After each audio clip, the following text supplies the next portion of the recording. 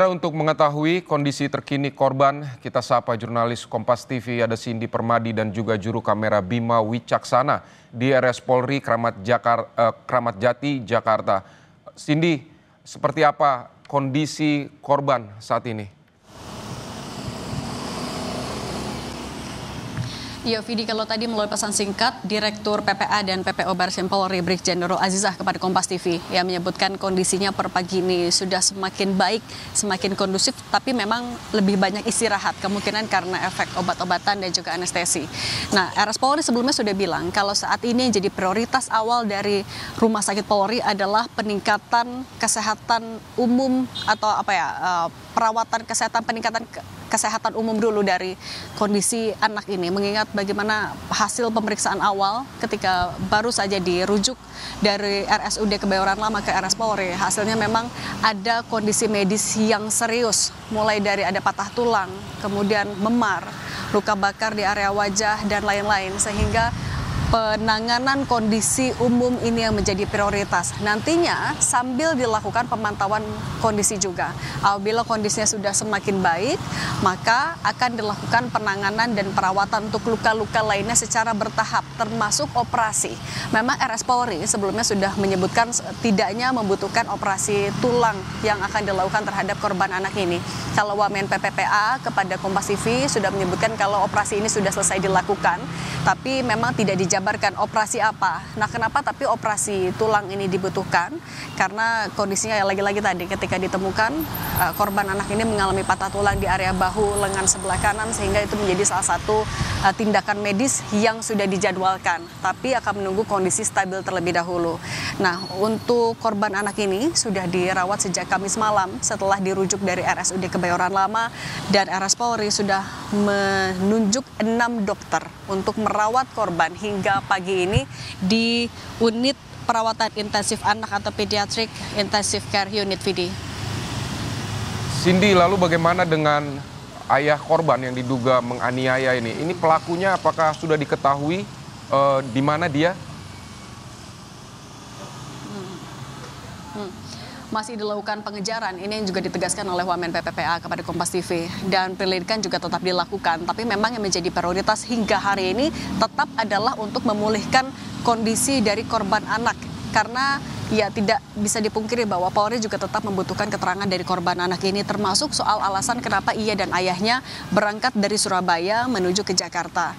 Dan secara paralel juga tetap dilakukan pencarian dengan tim menelusuri TKP tempat korban anak ini ditinggalkan di Pasar Kebayoran Lama, juga meminta keterangan dari para saksi. Dan kalau dari temuan sementara dari polisi, beberapa luka yang diduga penganiayaan itu dinilainya ini dilakukan sebelum korban tinggal atau sampai di Jakarta. Ini juga jadi alasan kenapa kasusnya kemudian ditangani oleh Barreskrim Polri. Nah, kemudian ini dipastikan bahwa kasus dilakukan lintas instansi untuk memberikan perlindungan, pendampingan, perawatan hingga pemulihan korban, dan yang menjadi perhatian atau dipertimbangkan juga oleh polisi bahwa dalam proses pemulihan korban tidak hanya soal pemulihan fisik tapi juga psikis. Nah, sejauh ini yang diketahui polisi adalah korban bersama ayahnya berangkat dari Pasar Turi Surabaya menuju Jakarta sekitar hari Senin, kemudian diperkirakan tiba di Jakarta pada hari Selasa, dan ia ditemukan pada Rabu pagi di Pasar Kebayoran Lama.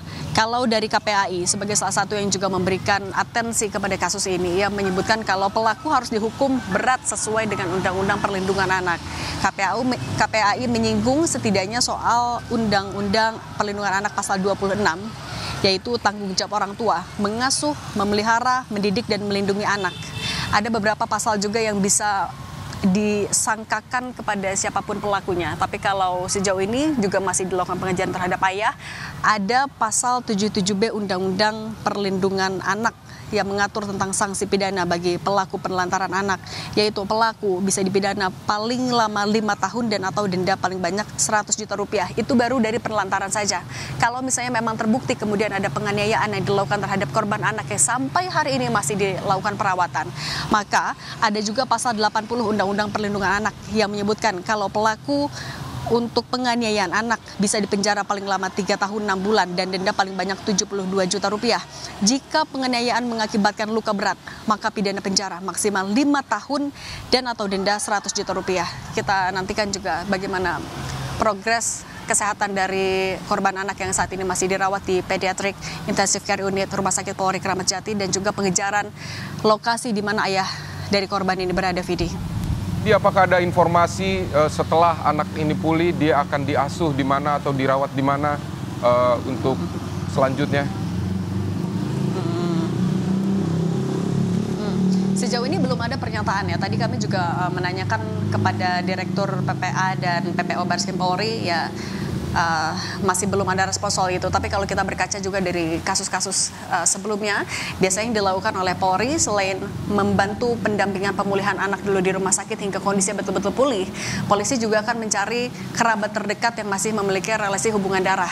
Nah, kemudian nanti baru akan dicari apakah dipetakan, apakah memungkinkan agar anak ini bisa dirawat oleh keluarga yang masih dekat hubungan kekeluargaannya.